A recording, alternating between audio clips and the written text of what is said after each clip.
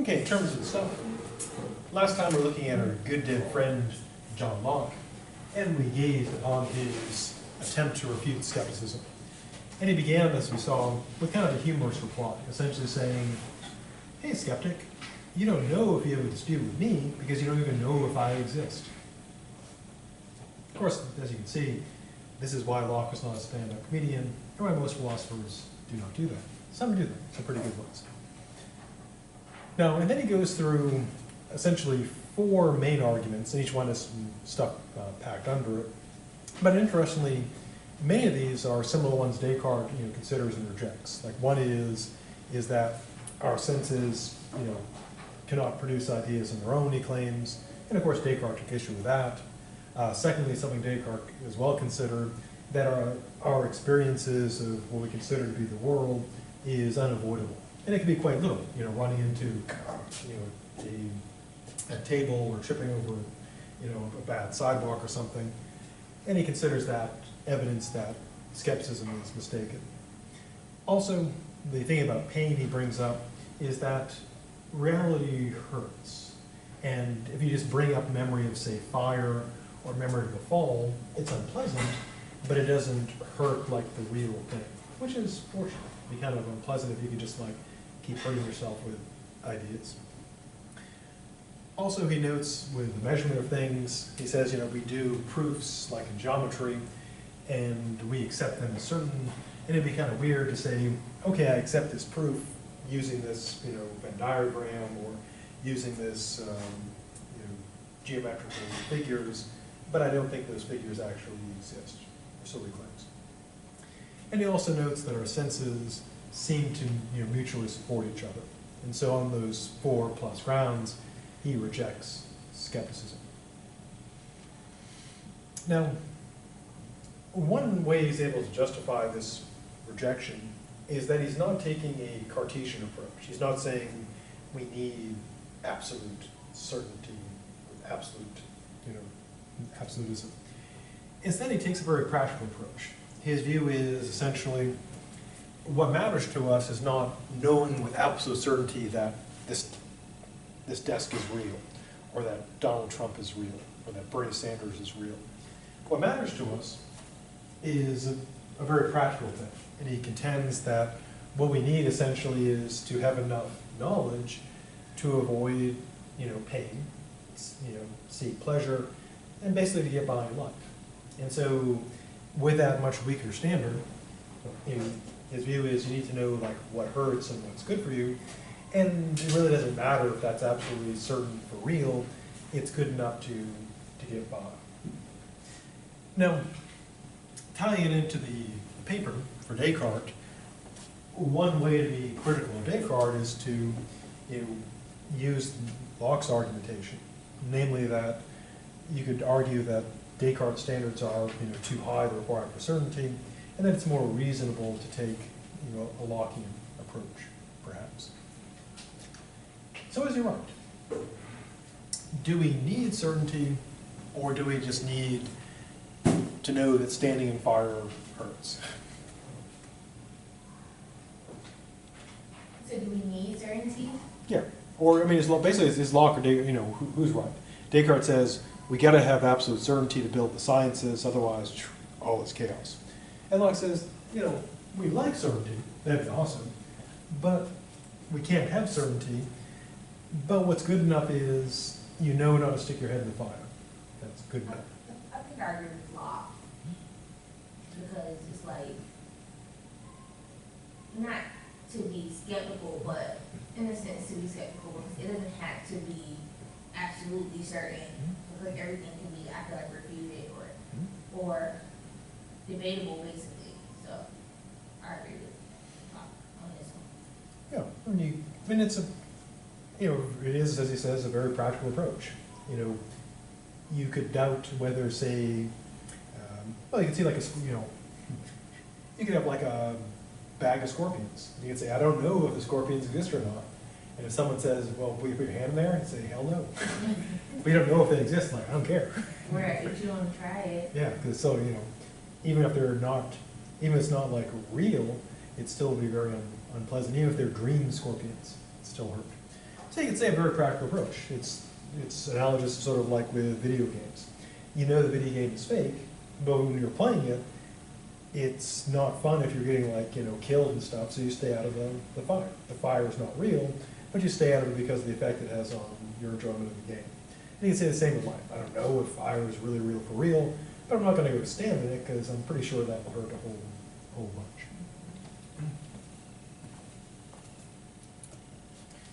Now we next transition to John Locke's metaphysics, specifically his view of personal identity. Now, personal identity is an ancient and old problem in philosophy, but still important. And here's the basic idea of the problem in general. It deals with identity that is personal. Now, this is not talking about like identity like in the sense of your identity that can be stolen, like your social security number and birth date and credit card numbers, etc. This is metaphysical identity. Specifically, the identity part is, what is it that makes you uniquely you, distinct from everything else? The personal part is, what is it that makes you a person? So there's essentially two main components. Well, actually, in a way, there's the identity component, which is what makes you you, distinct from all the things. And the personal part is what makes you a person. And of course, this is, it's important for a variety of reasons. One thing, and Locke will consider this. One thing is to use, kind of religious concern, or also potentially practical concern, is what it is to be a person decides whether, after your body dies, whether you keep on going or not. So depending on what it is to be a person, it may be something that can keep on going post-death, or maybe something that ceases with the death of your body. And since we all die, it's a question we all get an answer to. In the end, we find out. Secondly, it's also important for moral accountability, because we have a general principle that the person who did the misdeed is the one accountable for it, be it for punishment in the human justice system or divine punishment. Also in terms of reward, the person who deserves the praise, the commendation, heaven, has to be the person who did the good deeds. So it connects to the whole justification of punishment. Now, the personal part is also interesting because of, today's advances in technology. We have, various companies and researchers trying to develop artificial intelligence and trying to build artificial persons. And one thing we need is, all this also ties into morality, how do we distinguish, how do we tell when something becomes a person? Because although it'd be stupid of me to take, say, my iPhone and like smack it around and, throw it in a fire, that'd be stupid, but it wouldn't be morally wrong. It would just be stupid. But if I were to take, a person and slap around and throw them in a fire, that would be morally wrong, presumably, unless they deserved it. And of course, I don't want to deserve it if they were bad. I don't do it if they deserved it. And like Arnold Schwarzenegger said, his wife asked him in True Lies, "Did you hurt people?" He said, "Or kill people?" He said, "Yes, but they were all bad people." So if we build something and it starts, talking and expressing, feelings and so forth, perhaps, we probably want to know if we care about doing the right thing, is it a person or not? Because if it's a person, that should limit what we do to it. And if it's just a thing, then it's just a thing. It may be stupid to do bad stuff to it, but it wouldn't be morally wrong because it'd just be a thing. And so personal identity has implications there. Lastly, medical concerns. Think of, medical and moral. One is, of course, euthanasia, which is what? Isn't it a drug now? Wait, euthanasia? Yep. I thought it was a drug, but is it a... Could be a drug. Oh. Probably is now. Someone's marketing. Isn't it like state of being dead. But yeah, euthanasia means, literal translation is good death. It's basically mercy killing. Okay. And one reason why I connect to that is because, I'll use a case from our own state of Florida. There was a case where Terry Shivo, she was in a persistent vegetative state, and she was being kept alive by life support. And so one area of personal identity and ethics and law all smushed together is, if you have something on life support, and it's not a person, the person's gone, and you pull the plug, the person's gone. Their body may be laying around, but they were gone long ago. But if the person's still there and you pull the plug, that may be homicide or manslaughter. So it matters morally, also legally. Is there still a person there? Because murder is killing a person. It's not just letting something die. Also, the moral issue of abortion connects to the personal identity. At what point does that entity become a person? Is a person from, as some claim, from moment of conception? Or does it become a person like later, like maybe age 18 or 22 or whatever? Yeah, and so personal identity actually does tie into many legal, moral, relevant issues. Now Locke addresses a lot of those questions, the moral, legal, and metaphysical questions.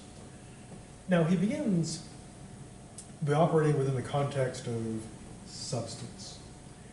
And the view of this time is this, we've seen this before. If we go back to our good dead friend Aristotle, substance is something that can exist on its own. This is usually contrasted with properties. And I'll use my standard example. If we have this folder, the properties of the folder, like its kind of reddishness, well, we encounter reddish things, but we don't encounter like red, just kind of drifting around. So I can't, pull off, I can pull off, bleach, I guess I can bleach it out, but I can't just like have a handful of red. And I can't like pull off the shape. I mean, I can destroy it, but I can't pull off the shape. And so all the qualities are things that can't exist on their own. We encounter square things, we don't encounter square. We encounter blue things, we don't encounter blue. We encounter, and the same with like mental stuff. We encounter sad people, we don't encounter sad. We see happy kittens, but we don't see happy. And so the idea is, the inference is, there's got to be something that holds it all together. And the idea of substance is, if you were to somehow were able to peel away all the properties, that's what you'd be left with, the substance, underneath all those qualities. And I often use the analogy to Mr. and Mr. Potato Head. And you can think of the substance as like the potato, and then the eyes and the ears and nose you stick on there are like the properties. And if you were to take off all those, stick-on things, you'd be left with a substance that is the potato. Now Locke tells a story. He says when we talk about substance, it's like the story of the elephant. One question is, what does the world, the earth, rest on? And one story is the earth rests upon the back of a great elephant. Then of course a good question is, that was a good question, if we're on the earth, a good question is what's holding us up? What's underneath there? And this is of course before space travel, etc., so they don't know. And the answer was, well, the earth is being held up by a great elephant. And the question is, well, what's the elephant standing on? And of course the only possible answer would be a really big turtle. Then the question is, so what's Tor the tortoise? What's he standing on? And the answer is, of course, something I know not what. And the point of this story is that substance is that something we know not what.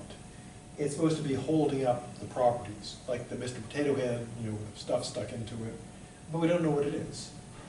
Why? Well, again, we have the problem that I mentioned. If you strip away all the qualities of something, you're left with substance, but something with no qualities seems to be nothing. Now Locke sort of reluctantly embraces substance. And the main reason seems to be as well, it was kind of the thing at the time, and he couldn't really come up with like a better alternative. So it's sort of like, well, to use an analogy to voting, because this is like primary day.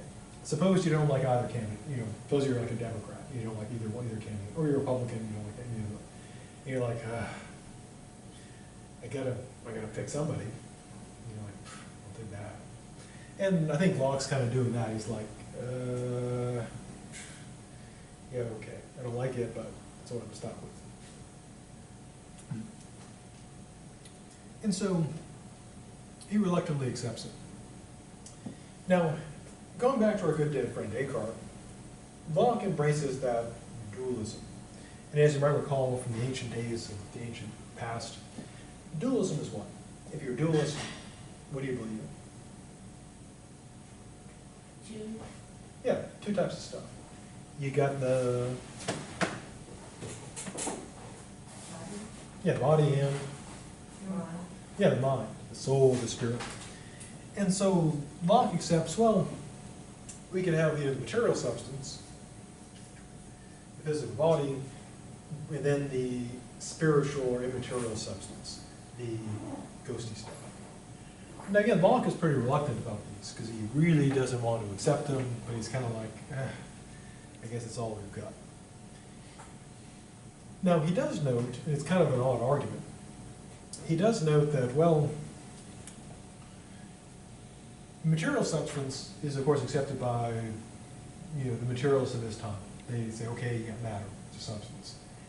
And then in the case of spiritual substance, he says, and again, it's kind of an odd argument, he says, yeah, people accept this, and really when you think about it, this is no weirder than this.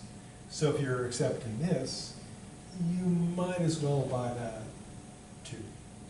Which is, again, kind of an odd argument. It's like, it'd be like someone, you're talking to a conspiracy theorist, and they say, well, you believe in UFOs, right?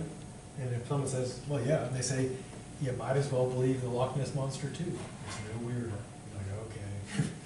So his argument in a way is, this is weird, but so if you buy this, this is no weirder, so buy this too. And again, his view seems to be there's no real alternative. Later philosophers, like David Hume, for example, and Berkeley, do try to come up with an alternative to substance. And of course, our good dead friend Tommy Hobbes just accept matter. But Locke basically says, if you buy this, you might as well buy that, because if you're in for a little weird, you might as well go full on weird. So we're working in the substance of the assumption of substance. We got some stuff. We got physical stuff, and we got the ghosty stuff. Now, is that reasonable? Do you believe in ghosty stuff? Oh, Ghostbusters is coming out, a remake. Is that Ghostbusters? Yeah, they're making a new one. When? Soon. They've been controversial because all the Ghostbusters, the first time, they were all men. Like Dan Aykroyd, Bill Murray, etc. And now they reversed it. It's the 4 Ghostbusters are women, and the secretary or the office manager, it's a guy, I think it's the guy who plays Thor in the Avengers. He's the, really. It's a very controversial. Is all four of them are women? Oh, all 4 of them were women Oh. this time. Last time it was all 4 men. And the internet blew up because people were enraged that they would have 4 women playing those roles, the Ghostbusters, because everyone knows ghostbusting is a traditional male job. So, ghosty stuff? Yes, no, only the movies? Only the movies. Only the movies.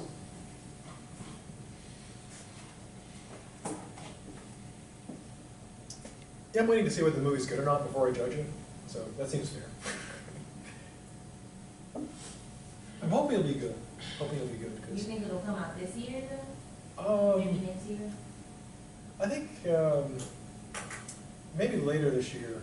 I just heard like all the controversy and I sort of lost. I just wait. It's like when it comes out. Actually, I usually wait for it to come out on Netflix because it's like cheaper that way.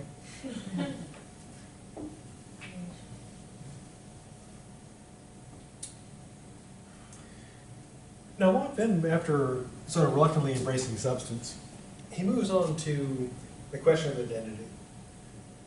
And he wisely starts, not at the most difficult thing, personal identity. He starts with the identity of living creatures. What is it that makes a living creature the same living creature across time? So kind of the problem is identity across time. How is, say, the desk across time? Or how is the tree the same tree across time? Now, there are a variety of historical problems here. One that Locke doesn't consider, well, actually, I'll bring it up in the context of what he says, is this. Now, one possibility for handling identity is to take the kind of simple and obvious approach that at first seems kind of appealing, but then quickly falls to pieces, which is this. We could say the identity of the living thing, and we could take, like, the tree out there with a K on it, or we could take the squirrels, which are probably up in the tree, doing, I assume they're worshiping, some kind of demon, because that's what, squirrels are, they're demonists, it's just the way they are. They're pure evil, just very small evil, but very pure, concentrated evil. That's just good theology. I'm just mad at squirrels, because when I was in grad school, I was down to like my last $3, and I bought some food, and a squirrel, I didn't know squirrels did this, because they don't do it in Maine, but it ran up and leaped into the bag and got all over my food. I'm like, oh god. Really? Yeah. And it I grabbed. didn't know they get that close. I didn't think so either, because I assumed they would fear, higher. They'd be afraid of higher mammals. But the squirrels at Ohio State were carnivorous. They would go into dumpsters and drag out chicken shells and stuff. Wow. Yeah. So I've had an issue with squirrels ever since. They know what they did. They know it's going to be settled in blood. That's just how it has to go. So I assume there's demons, because only demons would mess with my food. And I guess if I ever run for office, that'll give opposition research something very useful to bring up. He believes in squirrels are demons, and everybody will like, we do too. Last year 26, he'll stop the demon. He'll stop the demon squirrels. I'll do that as a worship. But anyways, so we could go with we could take the squirrel in the tree, and we could say, well, the identity is having the same exact matter. So if you have demon squirrel. Looks like a rabbit. Yeah, it does. I'm really bad at drawing squirrels because they're so evil.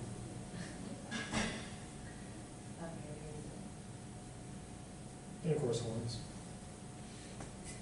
So I get the thing. And we'd say, well, in different time, at two different times, say, yesterday and today, same squirrel with the same matter, or same tree with the same matter. And at first, that sounds reasonable. But of course, one problem is this. Is, say, the squirrel, is it made up of exactly the same matter it was yesterday? Well, no, because it shed some fur. It probably ate some acorns, maybe some human flesh, and went to the bathroom. Its cells got replaced, etc. And every moment we're replacing cells too. We're not identical from moment to moment. Yeah, so the squirrel of yesterday is not identical materially to the squirrel of today. There's different matter making it up. Yeah, same with the tree. The tree grows, it loses leaves, it loses branches, the water moves through it. And so we can't say same matter, same entity, because otherwise we have to accept that it's never the same squirrel. We're never the same person. Now, one of the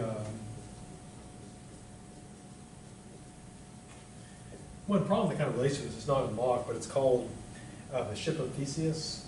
And Theseus was the person, the Greek hero, who went and defeated the Minotaur. He was sent, to the labyrinth in Minos and survived the Minotaur. And the problem is this: imagine you've got his ship,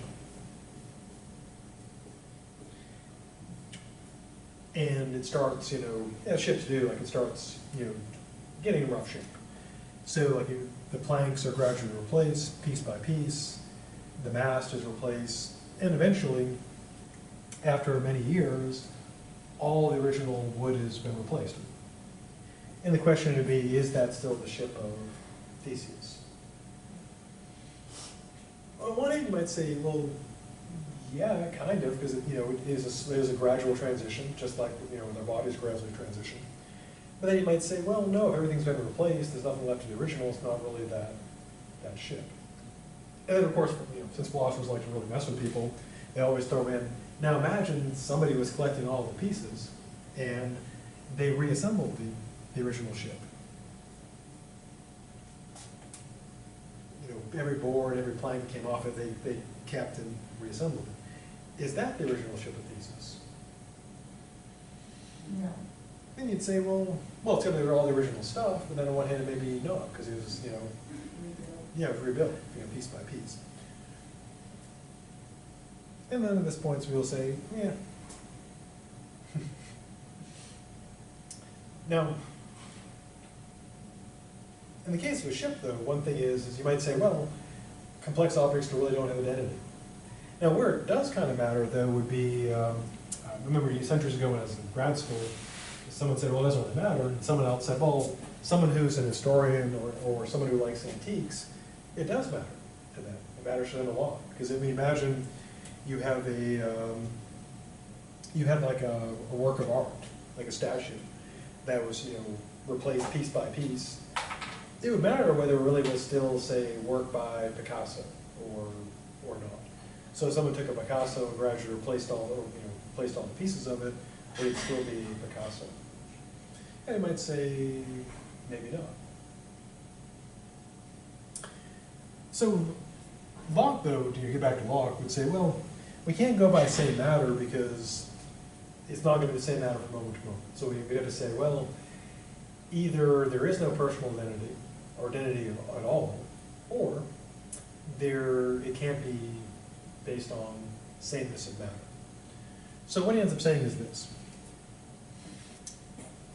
To be the same living creature, be it a tree, a squirrel, or whatever, from moment to moment, day to day, is not the sameness of matter, it's what he calls sameness of life, being the same living thing through which the matter flows like water through a stream. Now, unfortunately, he's not really clear what it means to have the same life. But I guess we have kind of a vague, intuitive notion of that, to have that same life.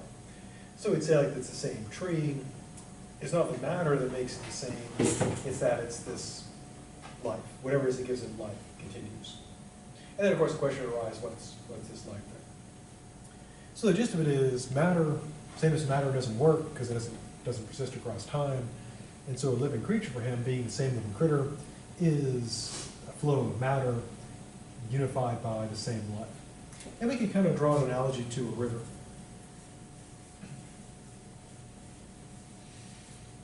Does a river have the same water in it from moment to moment? No, I mean, as Heraclitus said, you can't step in the same river twice, because if you step into the water and you hop out and step back in, you're stepping in different water. But we might say that the river flows, along the channel or the banks. And by analogy, you'd say, well, life is like the river banks, and the matter is like the water flowing through it. So the life is what holds it all together. Or so he claims.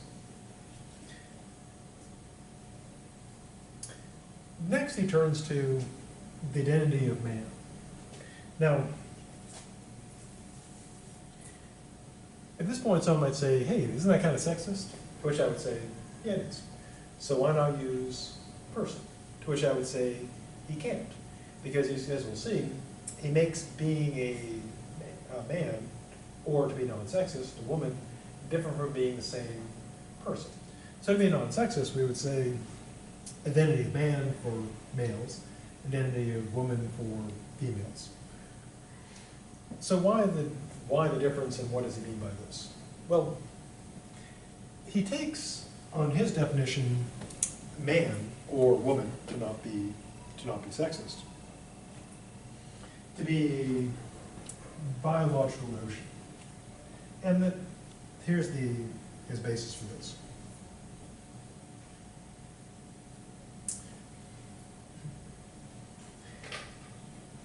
Being the same man or same woman is like being the same living creature, because as he sees it, it would be that life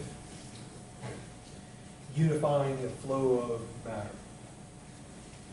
Now, he brings up the soul at this point. And he says being the same man or same woman is not a matter of the soul. How so? Well, this is what he knows. If soul makes the man or woman, then man or woman would be an idea that doesn't correspond to having a particular, shape or body. What he thinks is this, that man or woman is not the soul, for a couple of reasons. One is our idea of man is not of soul, it's of a particular body and shape. Secondly, suppose the soul of a man or woman was in the body of a pig. Suppose somehow you're able to know that. You have like a soul tracker, 2000. Would we say that the soul of a man or woman in a pig, that was a man or a woman? Or would we say it was a pig? Yeah, which is just weirdly would happen to have a human soul. That's pretty weird. So then, he thinks it's different to be same substance, that's one thing, like same matter. It's another thing to be the same living creature, namely the same man or woman in this case, but he thinks it's a third thing to be the same person. Which is why, getting back to the point I started with, the reason why here we have to say same man or not be sexist, same woman, is because he distinguishes between man or woman and person, not the same thing for him. So then, what is man or woman? Well, his answer is this. And he's going up against Aristotle here. Aristotle said man is the rational animal. But he says this. It's not a matter of being a rational animal. He claims our idea of man or woman is of a creature with a particular shape. So it's a matter of shape as opposed to mentality. How so? Well, he illustrates it this way.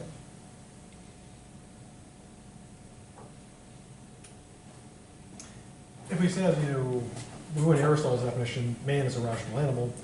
Suppose on Thursday the door opens and you look, and it seems like there's no one there, and you look down and you see a cat wearing a little backpack, some glasses, and looks up at you and says, I'm Rene Descartes. I'm here to teach the class this day because Dr. Rossi has to go somewhere else. And it kind of hops up on the table, gets the computer going, and starts talking. Would you say, wow, that cat's a man? No, just say it's a talking cat and leave. Yeah, he says the talking cat, oh, you're going to leave, the cat would be nice. No. Rene Descartes is a great teacher. He's far better than me. Yeah, we wouldn't say the cat is a man, we would say the cat is talking. It's a talking cat. Or we could use the example of donkey, from Shrek. We wouldn't say that donkey's a man, we'd say, it's a talking donkey. He keeps offering to make waffles. Which he can't do because he doesn't have hands. He can't make waffles without hands. Which is probably why he never made waffles. The waffles are just a lot.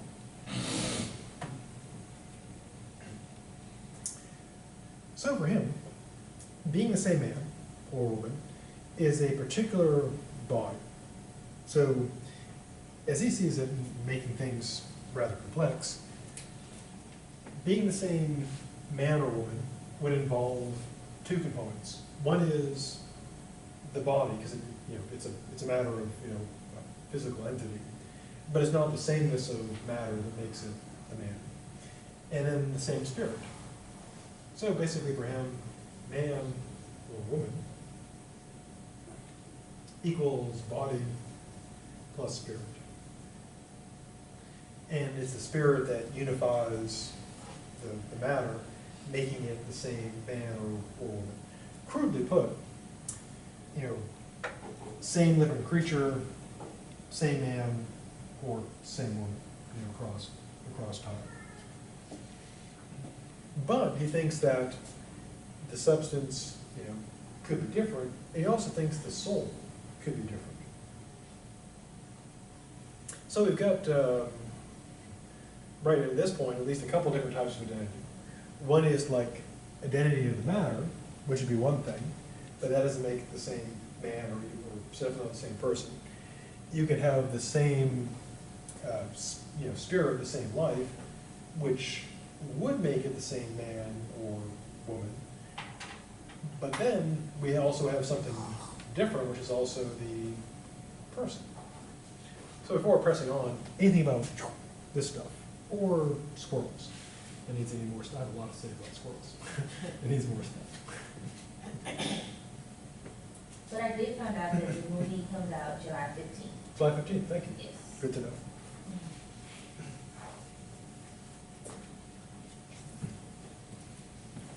Yeah, the original was really good, so hopefully the new one will be good.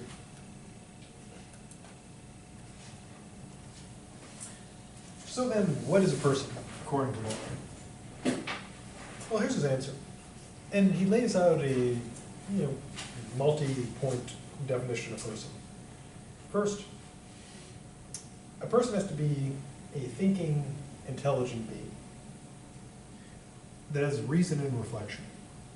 Now, are those reasonable conditions? Does something have to be able to think and be intelligent and have reason and reflection, basically an intelligent creature, to be a person? Or could something lacking in intelligence be a person? Yes, a lot of people. Well, there are people who are dumb, but having at least, some, degree of intelligence. Not much.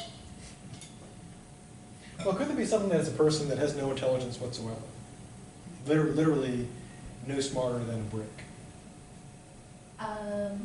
Maybe disabled people only by default though, because, humans or something maybe like if they're in a music state or something like that, they're still a person, but they can't function, basically. Yeah, I mean, that's a good point, because if we go back to like especially the Terra Schiavo case, we may have someone in a persistent vegetative state, a case where a person has no higher brain functions at all, the body's still alive, we might say that's still a person. But then, of course, we have to be clear what we mean, because we do say, okay, that's a person, but is that in fact because the question would be, what separates that? Let's take an extreme case. Suppose you got someone, call him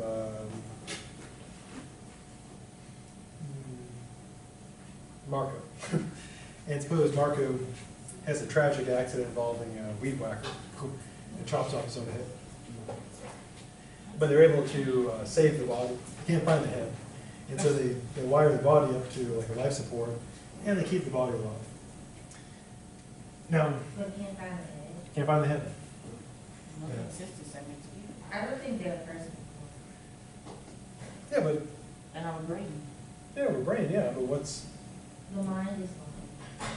yeah, so we'd probably say that the person has to have a mind. Yeah, so if you have someone who doesn't have any, any working, mind, we'd say, well, that's not a person anymore. Yeah, so we would say that you would have to have, whatever it is the mind gives you, reason, reflection, etc. Which does go into the question of like, going back to your point about, some people are pretty stupid, how much mental horsepower does something have to qualify as a person? I mean, we'd say, if you have a body running, with no head, but kept alive somehow, we'd probably say, I'm not a person. What if you have a body that's functionally as intelligent as a chameleon? Would that be a person? I think so. So what makes, And that's just like a measure rather than at all, like, I feel like if it's even an ounce, then it's a person. now would that make chameleons people? Because they're as smart as chameleons. No, What's the difference? they're animals, Well, we're animals too. but they're different types of animals. Well, they're different, but they'd be just as smart as if a person had the same, mental horsepower as a chameleon. Or we could take a dog, you know, more as part of the community. Why would the dog be a person? It's smarter than the chameleon. No, because it's a dog. I don't know. It doesn't have hands. Well, we cut off the hands. We have, you know, Freddy Flipper hands. He has no, you know, he I has no don't hands. know what will make them different, besides the language. Yeah. And usually what we do is we point to, we can point to biology. You know, it's a dog, and that's your human body. But then the question is, well, you know, if you take the head off the human body, it's still a human, but we'd say that's not a person. So if we go with the mental stuff, then if a human with the smarts of a chameleon is a person, then we probably say that a dog, which is way smarter than a chameleon, would be a person. You have to have everything within. Yeah, so you need some type of, you need some sort of standard, you know, how smart does something have to be to qualify, if we're gonna make intelligence as a measure of a person, how smart does it have to be a person? It shouldn't be intelligence. Some animals are smarter than humans. Yeah, but making intelligence, then there'd be animals that'd be smarter than some humans. So either you have to say that those humans are people, or the animals are, or there's something else that makes people people.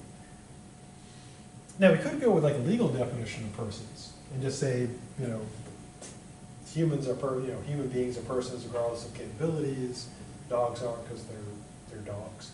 But, you know, philosophically the question would be is, what is it that we got that dogs don't got that makes us people and makes them not people? If you believe that dogs aren't people.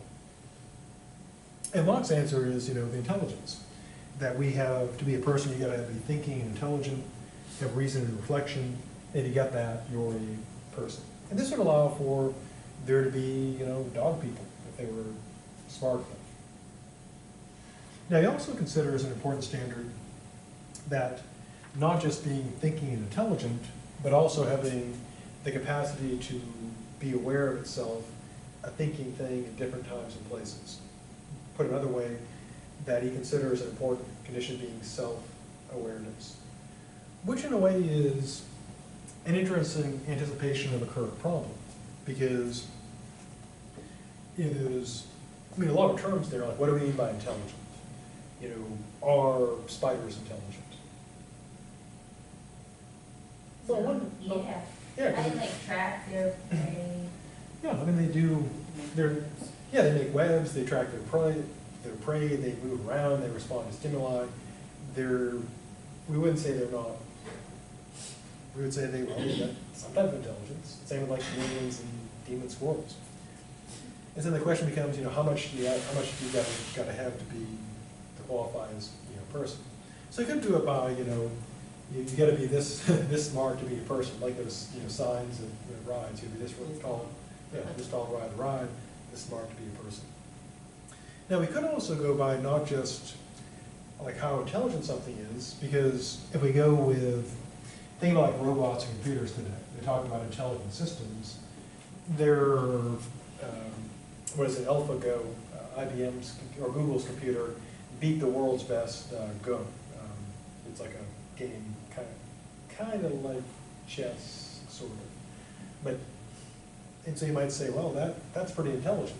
It can beat a human, or like the computer that won on Jeopardy, you know, Big Blue. So I might say it's intelligent.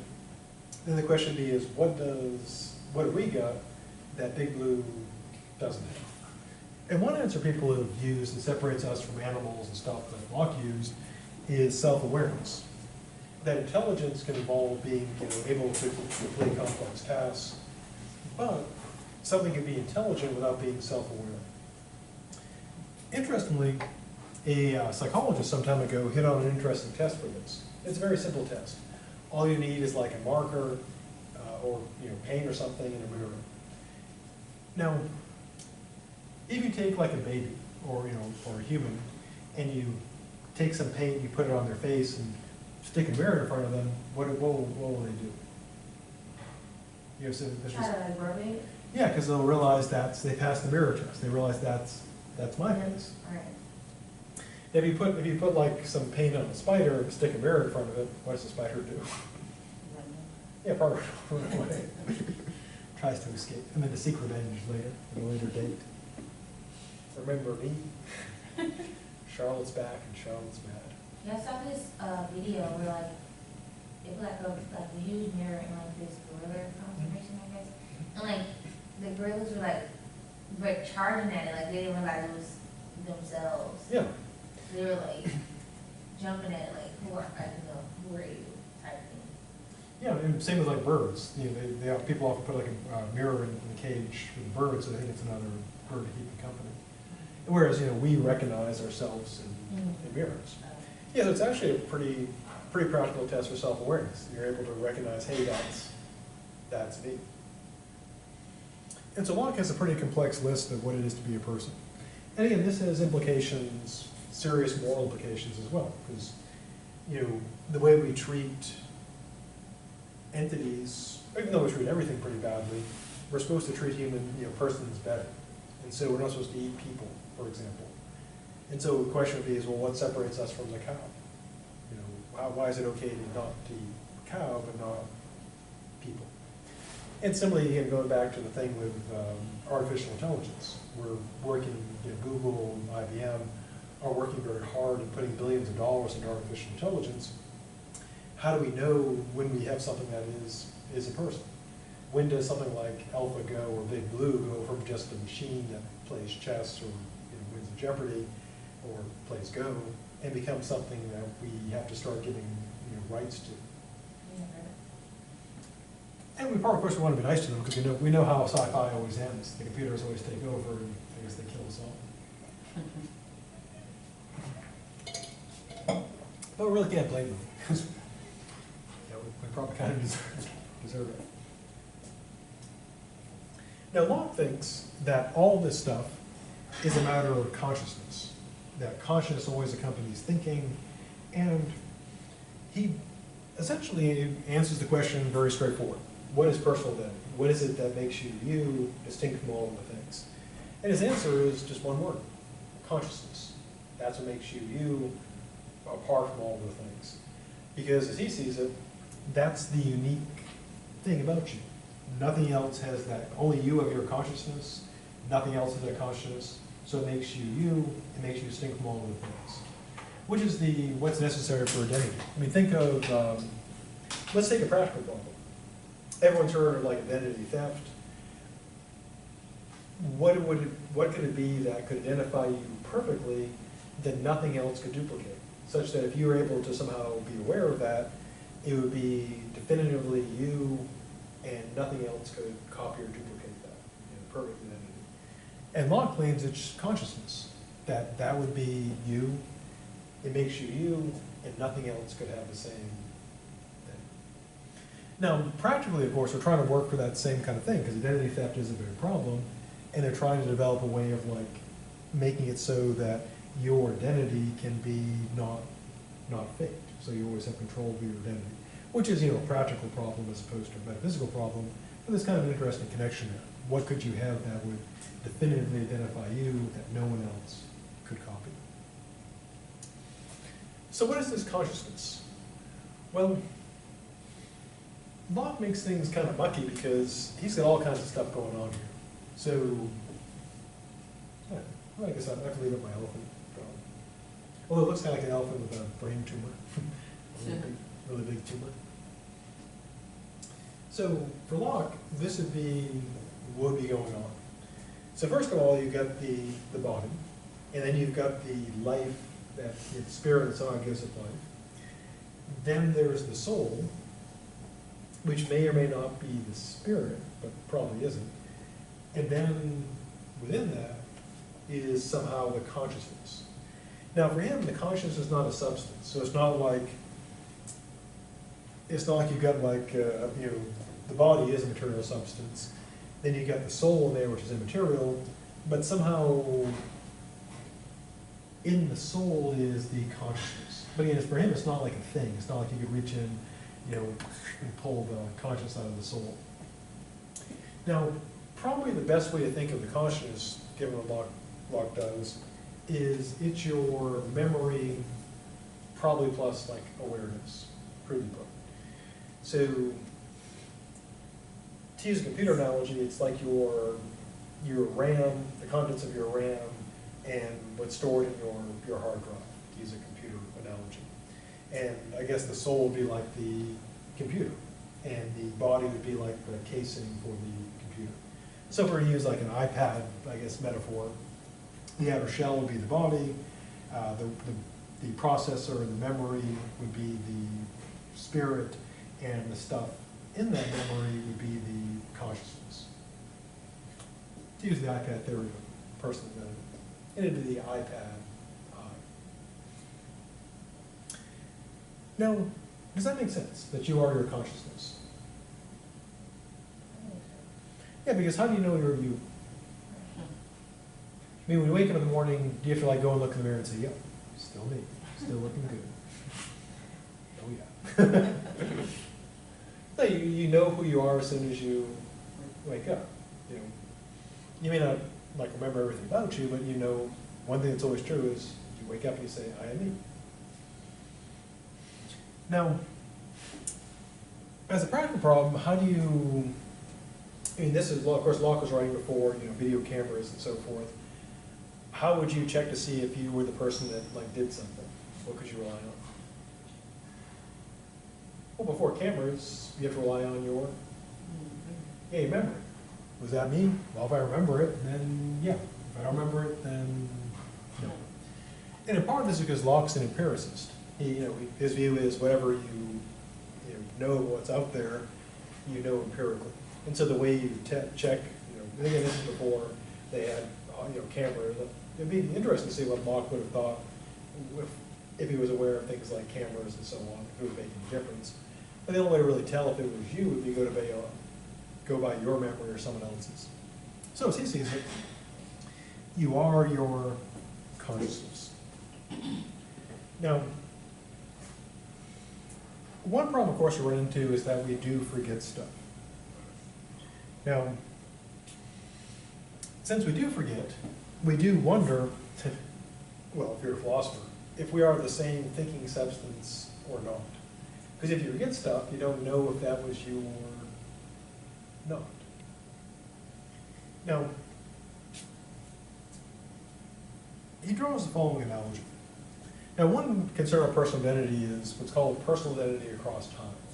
In other words, what is it that makes you you, not just like right now, but ties you back to your past and also to your future. And his answer is this: it's your consciousness. Now, he rejects that you are the substance. So you're not your soul, which seems kind of weird. You're not your body, which seems less weird. And to sort of argue for this, he uses an analogy. Everyone's heard the expression, the clothes make the man, or the woman. Now, if after class you go and change your clothing, are you now a new person? No. No. And as Locke sees it by analogy, if you change your body somehow, but your consciousness is still there, you're still you. Or if you somehow change your soul, but your consciousness is still there, you're still you. So I guess it'd be kind of like, I guess a person could slip into more comfortable clothing, a more comfortable body, a more comfortable soul. Which I guess it'd make getting ready for work pretty long. You're like, what soul will I use today? I'm sorry, it's business casual. So my casual soul. Okay, now which body? Oh, business casual body. Okay, business casual clothing. Okay, all set. There we go. And how would you match that? I mean, what soul matches with the right body, and which soul matches with like, that type of shoe? I don't know. Fortunately, I discovered pretty quickly my fashion thing is I found that gray goes with black, gray, white, blue, and you can wear black with white and gray, but don't wear black with black, or people think you're a waiter. Or if you wear black with white, people think you're a waiter as well. So once I figured that out, I just by, in case you're wondering, like, why does he have so many gray pants, so many black pants?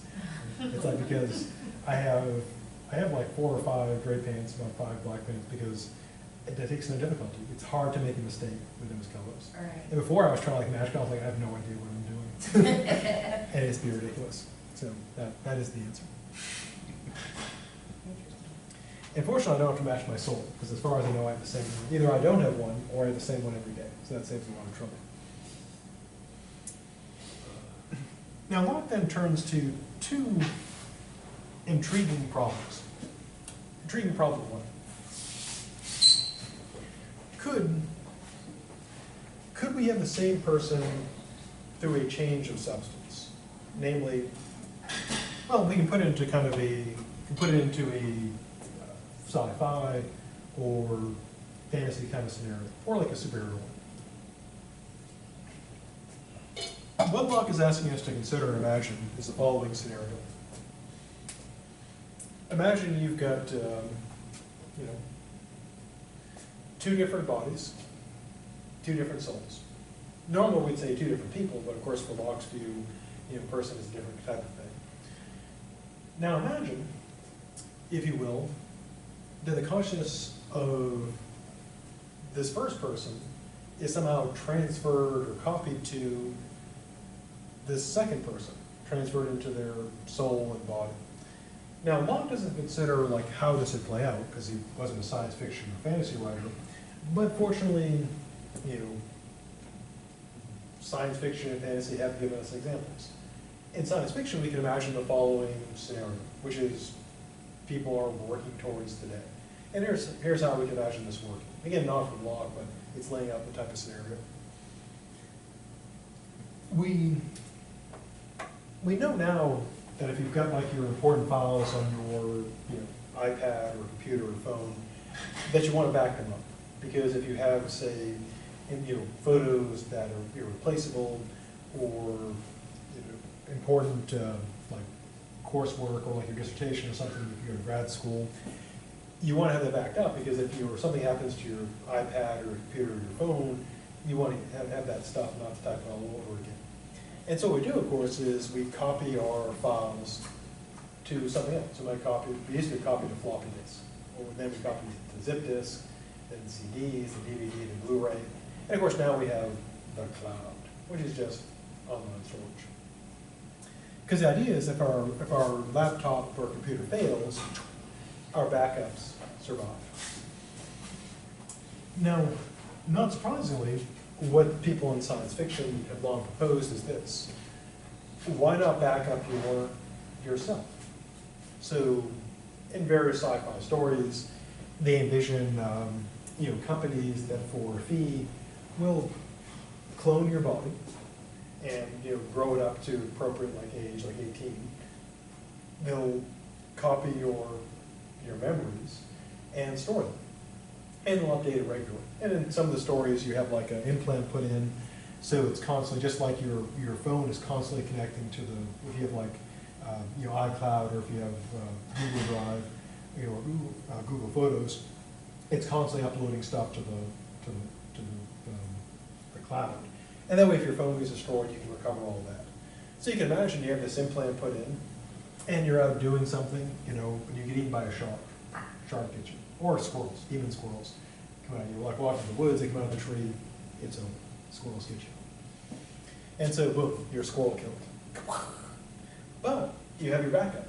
You fortuitously got the backup plan, the person cloud, and so you wake up, like squirrels, squirrels. Okay, okay. And you wake up and you're like, okay, you're alive. And you have the last memory was transmitted to you of being overwhelmed by demon squirrels. And they ask you questions like, did you attend Florida University? Oh yes, of course I remember this, and we're talking about demon squirrels, blah, blah. And you remember everything that the originally you remembered. And so that would seem to be you. New body, maybe new soul, old conscience, the memories are transferred. So is that now you? Would you, if you woke up suddenly and had all your memories, would you think, yeah, this is me? Mm-hmm. Now, imagine what happens is this. You go home, and there you are. It turns out that this person didn't actually die. Their transmitter was actually damaged, so the signal of death was set off. But the person actually survived and didn't realize they were dead. And so you walk in, and there's you sitting at the table eating your Cheerios. So which one is you? Now up until that moment, you thought you were you. And then you see you eating the Cheerios, And now you're, who's that? Who is who? Now, if your consciousness can be transferred like that, and your consciousness makes you, that means that you could survive your death, but then it run into that problem that there could be two of you, which of course is supposed to be impossible. So we would think that this is the, well, which one is the real you? The original or the? One saying so. The I second, think so, I think so too. the second. This one? You know, the one who walked in, because it's like, That's you the see second. yourself. That's me. Right. Yeah, but from the standpoint of the person eating the Cheerios, you're like, hey, that's me too. No. Me too. So this is the original, The original, yeah. back to original, and this is the, you know, The clone. the backup, the recovery. Yeah. So where are you? I mean, you never died. You kept, you know, you survived the scroll attack, and then you know your backup booted up, and this thinks, you know, this is all the memories of you, but which one it would be? You? No. This one, No. the original? Yes. Who's this? A dream. But it's right there, staring at you while you're eating your Cheerios. Dreams can feel real. I don't know, that's not me though. Yeah, it's somebody else who thinks it's you, thinks it's you. Yeah. And you'd say that's not, whoever that is, I mean, they have all your memories, and that'd be kind of creepy. And they remember all the stuff, everything you did, but you'd say that's not, it can't be me, because I'm here. Right. And of course, that entity would think that it was you, think you were the imposter. Which is why in the movies, they always try to kill each other, too. Because, you know, having someone else know everything there is about you could be quite unsettling. Now, of course, there are also, this kind of a sci-fi scenario. And one reason why this is important is because this is something that's actually being worked on. You know, right now, of course, as far as I know, unless there's some secret lab, which there probably is, transfer of consciousness still isn't a thing. But they're working on it. And it's a very important question because if this is just something that thinks it's you, you can't actually buy your survival. You know, just because something's walking around thinking that it's you and talking like you, what matters is that going to be you or no? In my own case, I don't want something walking around that thinks it's me, that believes it's me, that's not me. And so, but you know, before I would get such an assurance, I'd be pretty sure that it would be me. And my thought is that they're just copying me. That's not me. It's just a copy of me. I don't. When I die, I die. I don't survive that. And I don't want something walking around that thinks it's me. Now, Locke, since he makes personality a matter of consciousness, and he does consider that consciousness could be transferred. I mean, this is back in the, he's writing in the 1600s, but again, it's something that people are working on today, and he's aware, okay, that could happen. So how does he prevent that from happening? Because this would be a mess. Well, this is what he says. He says that this never happens is best explained by God's goodness. And so kind of his claim as to why this couldn't happen, he says God just wouldn't let that happen. Now, if Locke is right, this does give us an interesting test for God's existence. Because if Locke is right, we'd never be able to do a transfer of consciousness. Right. So if he's right, and we can do it, well, if Locke is right that God would prevent this and we can do it, they would say, oh, I guess God's not around. But an interesting point. So his only defense is basically, God would not allow that to happen. Okay, I agree with him. It just can't happen. Yeah, so God would just say, nope, no transfer, sorry. You know what, the transfer failed. Transfer failed.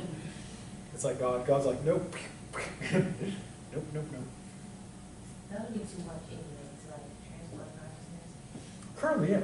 But like, again, there's actually a movement called the singularity, which is very popular, where they think this will happen. That eventually you'll be able to, just like you copy your files off your laptop or your phone or your iPad, you'll be able to copy your consciousness into a new body. And one rather important question is would that be you? And it is in a way kind of creepy. That's another like movie thing. Yeah. Movie. Yeah, it's a popular thing, and of course they also have, in addition to the sci-fi stuff, they also have magical ones, when the souls get transferred, from Right. one, It's or, one of the body. yeah, or like Freaky Friday, Yeah, when they switch. Yeah, they switch, which is a bit different this way, they switch the consciousness. Yeah. So Locke says, nope, can't happen, because it's too freaky, so God will make sure no way, man. God's on it. Now, the second thing he considers is this scenario. Imagine, if you will, having, instead of, one person, two, bodies and two souls, imagine two people, one body and one soul. Now, this scenario, which he asks us to imagine, you have a person at time one, let's say Battle of Troy, and use the example of Nestor. So imagine we got Nestor. Here's Nestor, one of the heroes of the Battle of Troy. He's up there battling, and then dies. Now imagine that the soul of Nestor ends up, here now. Like, imagine souls are like, reincarnate, they reincarnate. And so you've got Nestor's soul. It's like schizophrenia. Kind of, except in this case, you just have a different soul, but you don't have a separate consciousness, separate memory. Yeah, because schizophrenia, if you had multiple personality, you'd have two consciousnesses, I guess, in one body. In this case, you just have, Actually, two souls. yeah, in this case, you've got the soul, you have reincarnation, so, because you get the soul, your soul is the same soul as Nestor, but in this case, your consciousness his consciousness is gone. I mean, to use an analogy, imagine you've got like a hard drive in a computer, and you erase that hard drive, you take it out, put it in another computer. So the hard drive is like now in a new computer, and all the stuff is gone, all the memories and all the data is off it, and now you put in new data. So Locke's asking us to imagine, because during Locke's time, people did talk about reincarnation. And like the mayor of Queensborough apparently thought that he had the soul of Socrates. And Locke said, well, it's not the same soul that makes the person, it's the consciousness. So he says, imagine you've got this occurring. You have the same soul as someone else, but not the same consciousness. And he uses the example of Nestor, the Battle of Troy. Suppose this is Nestor's soul, the Battle of Troy, and by pure chance, you've got Nestor's soul, but none of his memories. And so he asks the question, would you be Nestor? Now, to argue that you wouldn't be, he uses the following analogy. Imagine a scientist builds a machine that can track all the molecules in your body, and it can tell you which people in the past have been the same, your molecules have been part of. And so the scientist runs the test and says, oh, guess what? You have, at this moment in time, every molecule that's in your body was once a molecule that made up Marilyn Monroe. Would you say, well, who? Marilyn Monroe. Well, no, you'd say, well, that's kind of weird. Yeah, kind of creepy. But you'd say, I'm not Marilyn Monroe, I just happen to have those molecules. And likewise, if they had a soul tracker that said, well, guess what? You have the same soul as Marilyn Monroe, and they ask you, do you have any memories? Do you remember, singing, Happy Birthday to President Kennedy? You say, no. And then Locke's view is, well, just because you have the same soul doesn't mean you're the same person. Because again, for his view is the conscious is the person. And so if you have this, you could have the same soul as someone else, but if you don't have their consciousness, you're not them. So reincarnation of people for Locke would not be possible because you could have the soul reincarnate, but if the consciousness doesn't, if it doesn't go with it, it's not you. Now, if you did remember, then it would be you. Okay, so that brings us into the stuff for today. And so hopefully when you go back home, you only already sitting there eating Cheerios. No. But you know how to handle it now. You'd have some philosophy to handle it. I still won't know how to do it. Right. I guess it depends how you feel about Cheerios.